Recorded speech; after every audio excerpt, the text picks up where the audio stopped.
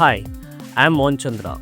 Low delta syndrome is a widely discussed topic when it comes to district cooling system. At Molten, we understand the critical role these systems play in creating sustainable and energy efficient cities.